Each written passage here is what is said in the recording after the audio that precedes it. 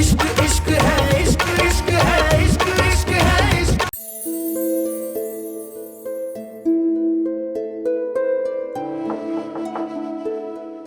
रिदा, जी तायब।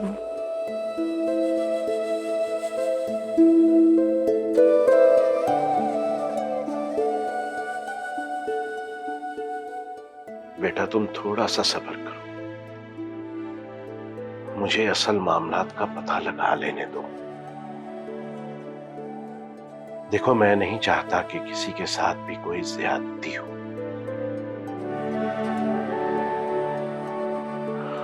बेटा अगर दानियाल कसूरवार है तो तुमसे मैं ये बाप बन के वादा करता हूं कि उसे कभी माफ नहीं करूंगा, उसे उसके अंजाम तक पहुंचाऊंगा। लेकिन बेटा अगर दानियाल बेकसूर है तो फिर तुम भी उसे दिल बड़ा करके माफ कर देना। बेटा घर बड़ी मुश्किल से बसते हैं और उजाड़ने में सिर्फ 1 मिनट लगता है, 1 मिनट।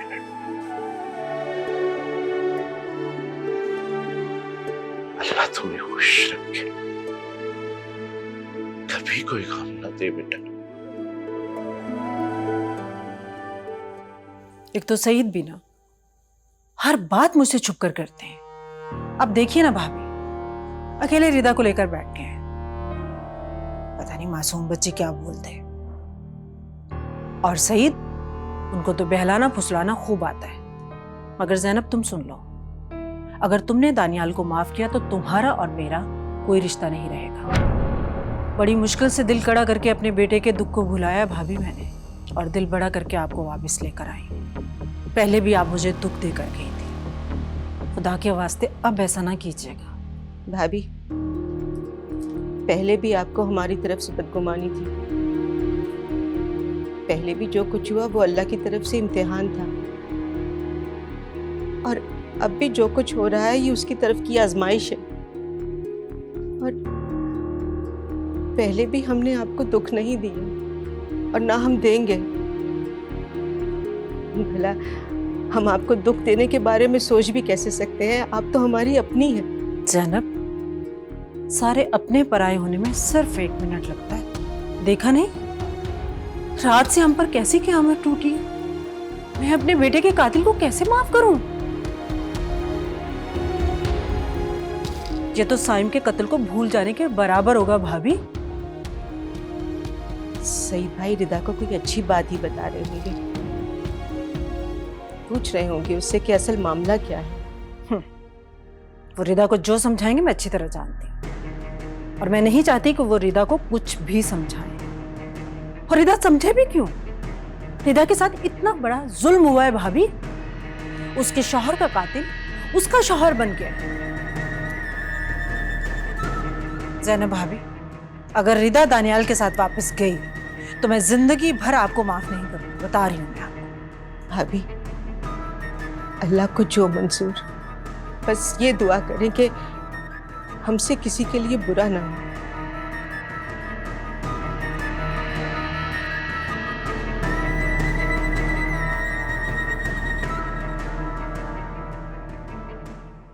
बेटा मैं बात करता हूं उन लोगों से, बल्कि ऐसा करता हूं अयाज साहब से मिलता हूं और दानियाल को भी वहीं बुलवा लूंगा। मैं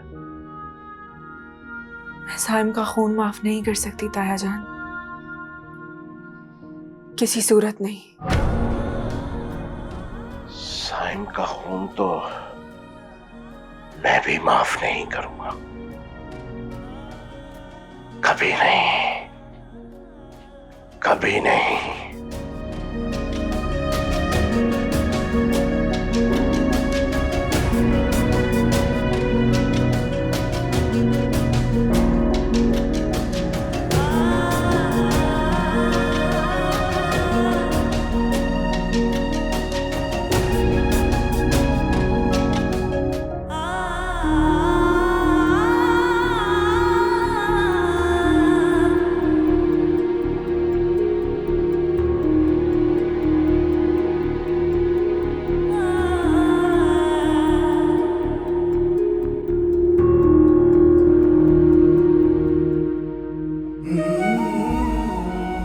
अस्सलाम वालेकुम। वालेकुम सलाम भाई ना पादे। बहन इतनी परेशान थी तो मैं कैसे ना आता। ज़ैनब परेशान हुआ करो, अल्लाह सब ठीक कर देगा।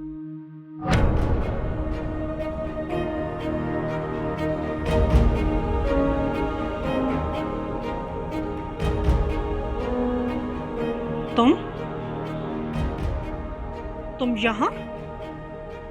तुम्हारी जुर्रत कैसे हुई यहाँ आने की मेरे बेटे के कातिल? एक कदम भी आगे मत बढ़ाना, यहीं रुक जाओ। तुम्हारी शक्ल देखकर इस वक्त जो मेरे दिल में नफरत आ रही है तुम सोच भी नहीं सकते। अभी इसी वक्त यहाँ से दफा हो जाओ। इसे आने दो नसीमा, अभी इसका जुर्म साबित नहीं हुआ। आप मेरे दुश्मनों से मेरे बेटे के कातिल से बात करेंगे?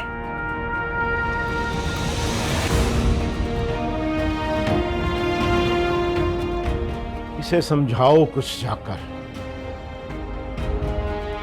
सही साहब, ज़ैनब को हमारे साथ आने दें, ताकि जो बात होगी वो ज़ैनब के सामने होगी तो बेहतर होगा। ठीक है ज़ैनब, तुम भी आ जाओ, बैठो, आओ।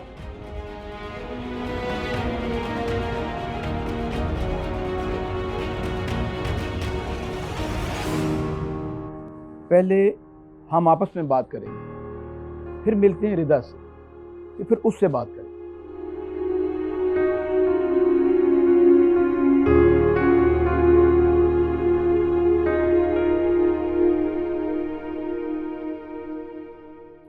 अम्मी, आपका ब्लड प्रेशर बहुत हाई है, आप अपनी टेंशन को थोड़ा कम करें। बेटा, टेंशन कैसे ख़त्म कर सकती हूँ?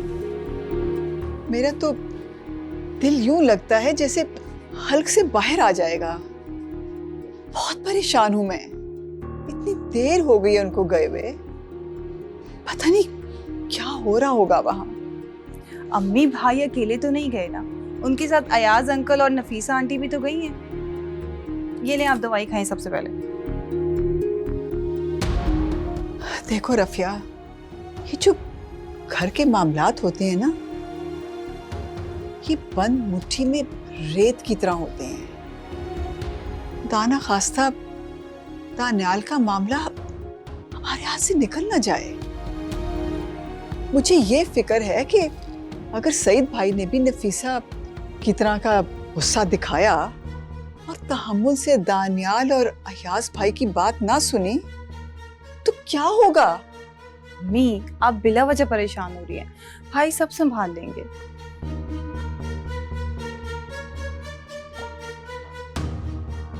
अब आपने दवाई खा ली है, अब आप आराम करें। मैं भाई को मैसेज करके पूछती हूँ और देखती हूँ वहाँ के हालात क्या हैं, ठीक है? अच्छा ना, मैं पूछती हूँ भाई से। अम्मी, आपका ब्लड प्रेशर बहुत हाई है, आप प्लीज थोड़ा रिलैक्स करें। मैं पूछती हूँ भाई से। देखिए ना, वो पहले ही बहुत परेशान है, अगर उन्हें आपको पता चलेगा तो वो और परेशान हो जाएंगे। क्या आप उन्हें परेशान करना चाहती हैं? नहीं नहीं, मैं हरगिज़ उसकी परेशानी में इजाफा नहीं करना चाहती बेटा, बल्कि मैं तो चाहती हूँ कि उसके सारे दुख सुख में बदल दूं।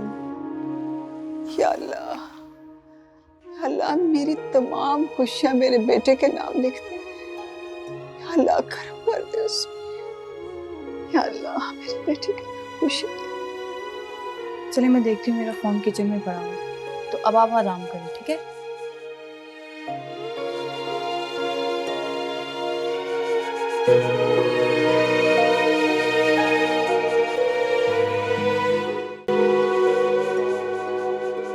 रिदा, बेटे तुम्हें याद है ना, साइम तुम्हें कितनी शिद्दत से चाहता था, कितना प्यार करता था तुमसे।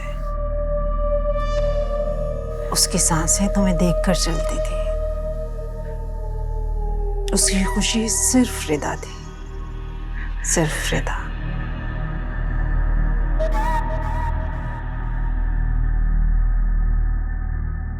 उसके प्यार की सिर्फ इतनी वक़्त थी कि हम उसके कातिल को माफ कर दें।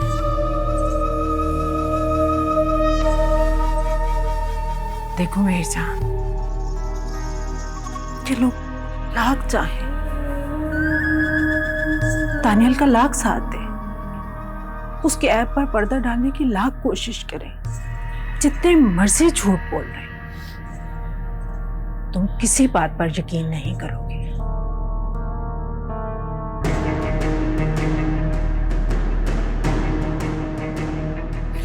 कोई हमारा साथ दे ना दे, मेरी तरफ देखो, हम एक दूसरे का साथ देंगे। हम दोनों मिलकर अपने हाथों से दानियाल के लिए फांसी का फंदा तैयार करेंगे। करेंगे ना? जी ताईजान, मैं साइम के कातिल को कभी माफ नहीं करूंगी, कभी नहीं। और साइम के कातिल को मैं कभी तुम्हें माफ करने भी नहीं दूंगी, कभी माफ नहीं करने दूंगी। मेरी जान, क्या तुम नहीं चाहती साइम की तड़पती रूह और मेरी ममता को सुकून मिले? क्या साइम की मोहब्बत को तुम दानियाल की मोहब्बत के बदले कुर्बान कर दोगी? नहीं ताई अम्मी, कभी नहीं। ऐसे क्यों पूछ रहे हैं? तो फिर ठीक है, तुम मुझे प्रॉमिस करो, तुम उनमें से किसी से नहीं मिलोगे। वो लाख तुम्हारी मिन्नतें करें, फोन करें, तुम्हारे आगे हाथ बांधे, तुम्हारे पांव को भी इवन हाथ लगाएं, तुम किसी की बात पर यकीन नहीं करोगे। करोगी ना ऐसे? जी ताई अम्मी।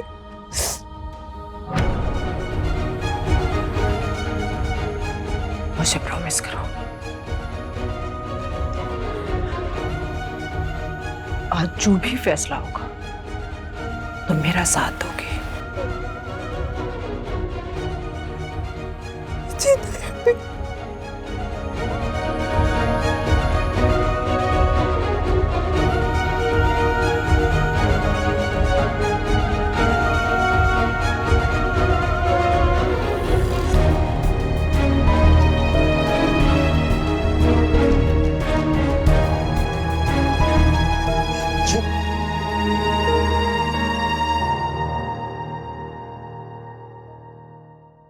यार तुम तो मसीहा थे, तुम तो इंसानियत की खिदमत करने का आज़म लेके डॉक्टर बने थे, तो फिर आपके सामने एक मजबूर और तन्हा इंसान बेबसी में मर रहा था, तो तुम उसे छोड़ के चले गए।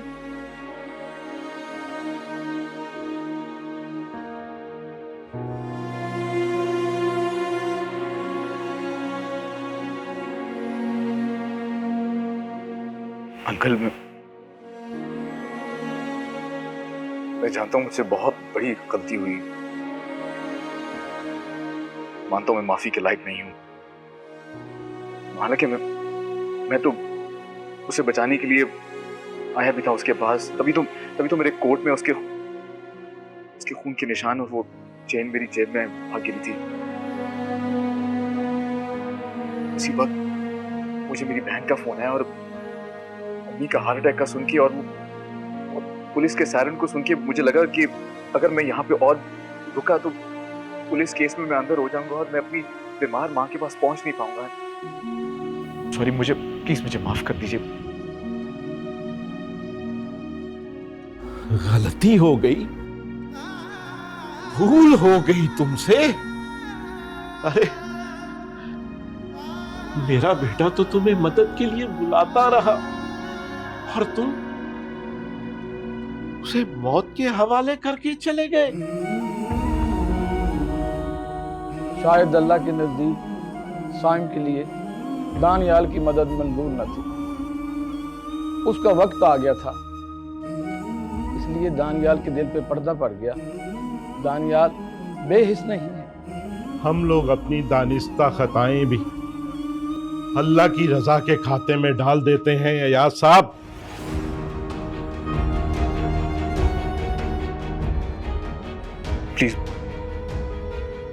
मुझे माफ कर दें अंकल, प्लीज। नहीं, मैं इस बारे में अभी कुछ नहीं कह सकता। सुबह से तो मैं ये अपने आप को समझाता रहा कि तुमने देखा उसके साथ डकैती हो रही है और तुम अपना मुंह फेर कर चले गए, लेकिन तुमने तो उसे जानबूझ के मौत के हवाले कर दिया। ये बात मैं इतने आराम से नहीं भूल सकता। नहीं भूल सकता मैं। Uncle please. तुमने अभी मुझे सारा सच खुद तो बताया है। देखो,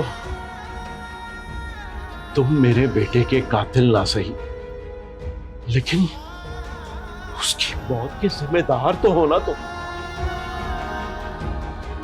इससे पहले कि मैं ये सब भूलकर कोई और फैसला कर बैठूं।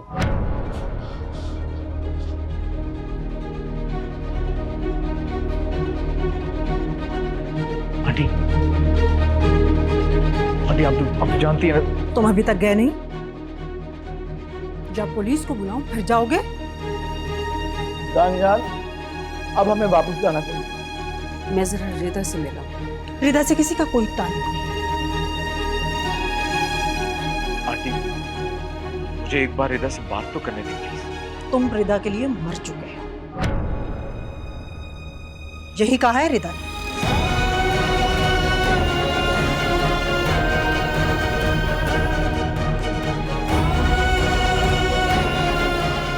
बहन, कुछ तुम ही तो कीजिए ना।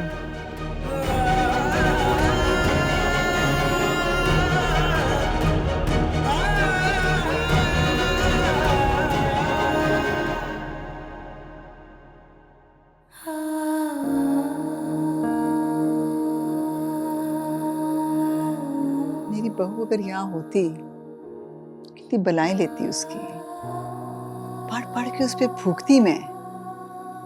उसके माँ बनने का सुनकर मैं कितनी खुश होती, प्यार करती उसको,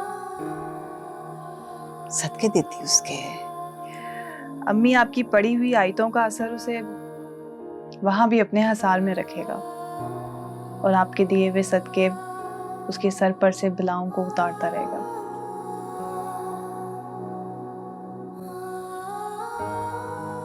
ये मुझे मेरी माँ ने दिए थे जब मैं माँ बनने वाली थी, जब तुम्हारे आने की इत्तला हमें मिली थी।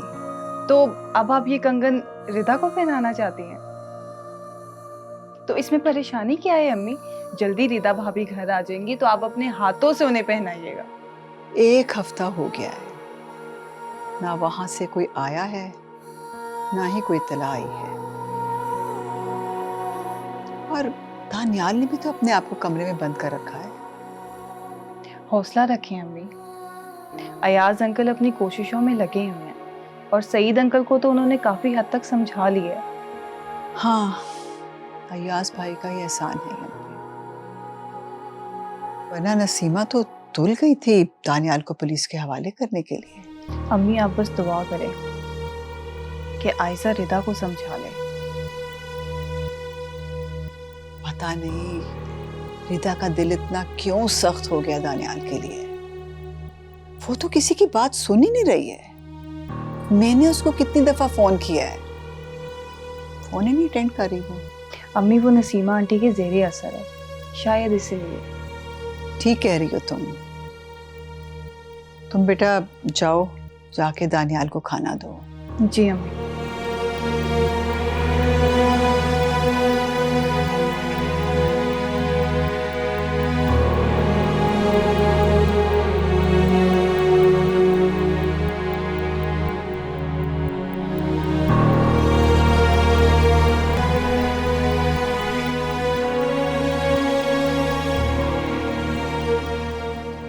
रिदा, बेटा उठ के नमाज पढ़ लो।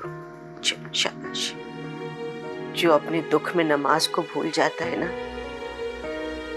इब्लीस उसकी मोहब्बत को नफरत में बदल देता है। दानियाल साइम का कातिल नहीं,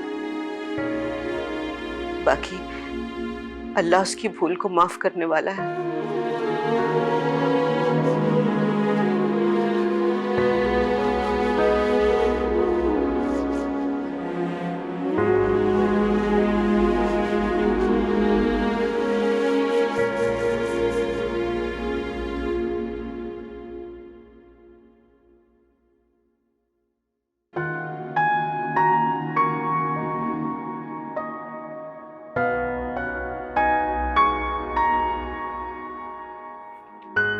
मेरी भूल कभी माफ नहीं करेगी और मैं उसकी दी हुई सजा सह रहा हूं, और सजा मिलनी भी चाहिए मुझे। मैं कोई बेकसूर तो नहीं। भाई अब आप इतने बड़े भी मुजरिम नहीं हैं। अच्छा ठीक है, हम लोग कल भाभी से मिलने चलते हैं। वो बात ही नहीं करेगी मुझसे। मैंने काफी मैसेजेस किए उसको, लेकिन उसने मुझे कोई जवाब नहीं दिया। सिकंदर और आयजा से तो रोज मिलती है वो भी यही कह रहे थे कि वो माफ नहीं करेगी मुझे। भाई सब ठीक हो जाएगा। अब हम लोग कल उनसे मिलने जाएंगे और उनसे कहेंगे कि जो भी सजा देनी है दे दें, हमें बीच में मत लटकाएं। भाई मैं आपको इस हाल में नहीं देख सकती।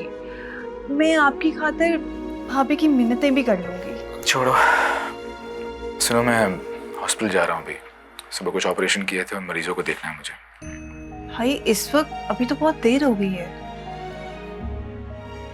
मुझे अपने फर्ज से गफलत नहीं करनी रफिया।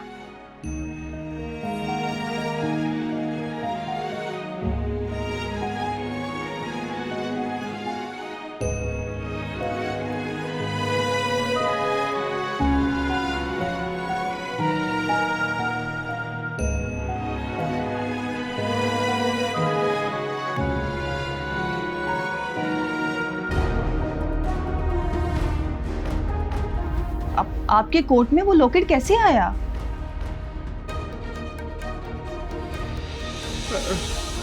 सॉरी मेरे दोस्त, पुलिस आ रही है। वो तुम्हें ले जाएगी अस्पताल। तुम बस उठे रहो, उठे रहो, बस आंखें खोली रखो अपनी। वो आ रही है, तुम्हें ले जाएगी। मैं बल्कि एम्बुलेंस को कॉल करता हूँ। आई एम सॉरी, मेरी माँ को मेरी जरूरत है। आई एम रियली सॉरी मेरे दोस्त। I am so sorry. Ambulance आ जाएगी, फिक्र मत करो। जागे रहो। समझ आ गई मुझे, ये वो लॉकेट मेरे कोट की जेब में गिरा कैसे था। जाके बात करूंगा मेरे रिदा से। हाँ फरीहा बोलो। मम्मी मैं यहाँ दिन रात अंगारों पे लौट रही। गलती हो गई मुझसे। मैं कुछ दिन और पाकिस्तान रुक जाती। मामा ये शख्स एक कदम भी हमारे घर में न रख पाए, और रिदा से कहे तलाक ले इस शख्स से, वरना धक्के देकर निकालें इसे भी हमारे घर से। तुम फिक्र मत करो फरीहा, मैंने रिदा से यही बात की है। तुम देखती जाओ, दानियाल को मैं जेल की सुलाखों के पीछे पहुंचा कर रहूंगी। और रिदा को तो दानियाल से तलाक लेनी ही होगी। तलाक? फरीहा मैं तुमसे बाद में बात करती हूँ, बंद करो फोन।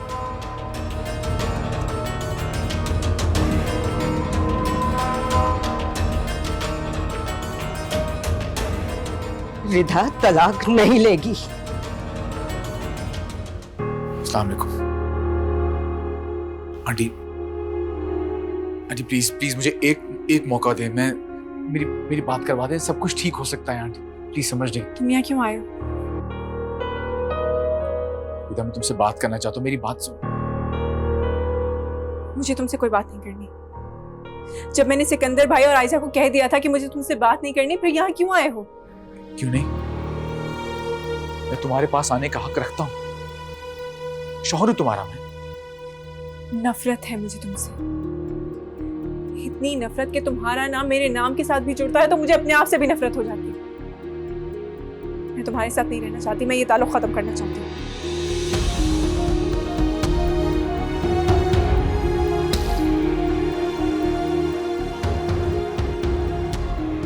रिधा, क्या कह रही हो तुम? माँ मैं ठीक कह रही हूँ। मुझे इस शख्स से अपना हर रिश्ता खत्म करना है। मुझे तलाक चाहिए। तलाक?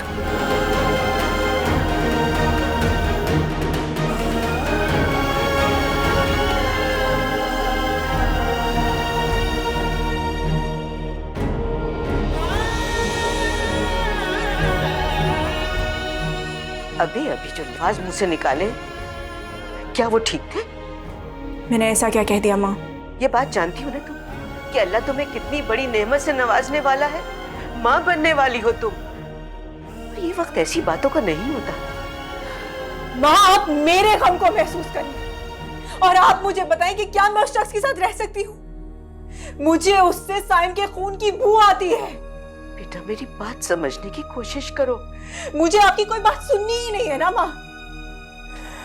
आप प्लीज मुझे कुछ मत समझाएं, मुझे कुछ मत समझाएं, क्योंकि मैं आपकी कोई बात नहीं सुनने वाली। मैं आपको बताए दे रही हूँ, अगर आपने मुझे ज्यादा मजबूर किया तो मैं अपने साथ खुद कुछ कर लूंगी। रिदा, तुम अपने होश खो बैठी हो। क्या हो गया है तुम्हें? मैंने कभी सोचा भी नहीं था कि तुम इस तरह से अपने होश खोगी। क्या यही मेरी तरबियत है? यूं तुम अल्लाह की रहमत से मायूस होगी? माँ तो फिर मैं क्या करूं? बेटा इन दिनों में तो ऐसी बातें मत करो। और क्या तुम नहीं जानती, जब तक तुम्हारा ये बच्चा इस दुनिया में नहीं आ जाता तुम्हें तलाक नहीं हो सकती। और उस वक्त तक अल्लाह से रुजू करो। हो सकता है कोई बेहतर रास्ता निकल आए। अच्छा वक्त बीत चुका माँ, अब मेरी जिंदगी में कभी अच्छा वक्त नहीं आएगा, कभी नहीं। अपने बच्चे के बारे में सोचो रिदा, उसकी खुशियां महसूस करने की कोशिश करो। क्या तुम्हें अपनी धड़कनों में उसकी धड़कनें सुनाई नहीं देती? उसकी धड़कनें महसूस करो, फिर देखो तुम्हारी ममता कैसे जागती है। बस अल्लाह पे भरोसा करो बेटा, सब ठीक हो जाएगा। प्लीज मैंने कहा ना, अब बस करो, वरना रिदा मैं तुम्हें कभी माफ नहीं करूंगी, कभी माफ नहीं करूंगी। अच्छा मैं नमाज पढ़ने जा रही हूँ और मैं देख रही हूँ रिदा के तुम्हारी नमाजें भी छूटती जा रही हैं। बेटा नमाज को अपना, इससे सुकून मिलता है। अल्लाह का जिक्र ही तुम्हें सीधी राह दिखाएगा।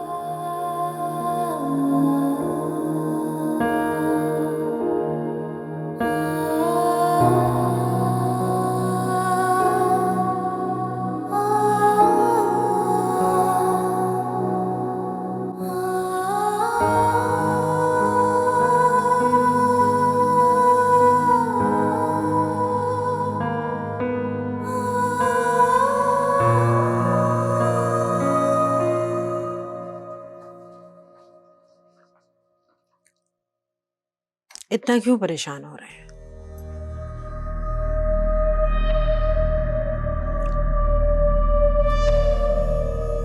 आपने जो भी किया है बिल्कुल ठीक किया है।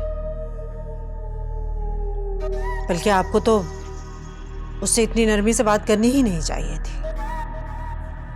जब हमें पता चल चुका है कि वो हमारे बेटे का कातिल है, तो उससे बात करने की जरूरत क्या थी? तुम नहीं जानती नसीमा, कुछ काम हिकमत से करने पड़ते हैं। जिनसे नफरत हो उनसे हिकमत या मोहब्बत कैसी? वो अब हमारी रिदा का शौहर भी है। वो हमारे साइम का कातिल भी है। मुझे लगता है कि वो सच कह रहा है।